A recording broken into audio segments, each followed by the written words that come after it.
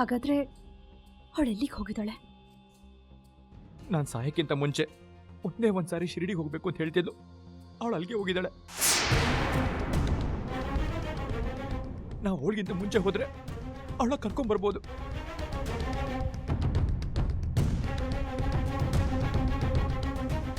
ಆದ್ರೆ ಲಕ್ಷ್ಮಿ ಸಿಕ್ಕಿದ್ರೆ ವಾಪಸ್ ಮನೆಗೆ ಬರ್ತಾಳೆ.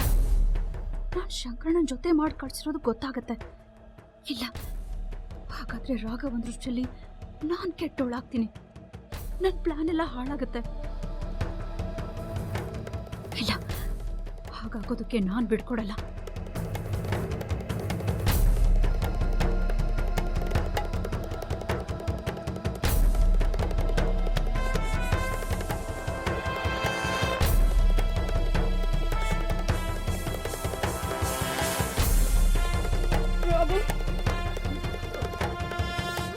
ಮೀರಾ, ಏನಾಯ್ತು?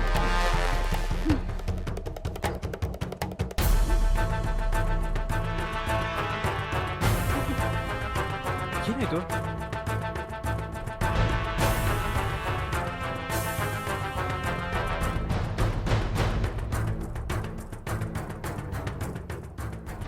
ಮೀರಾ, ಏನಾಯ್ತು?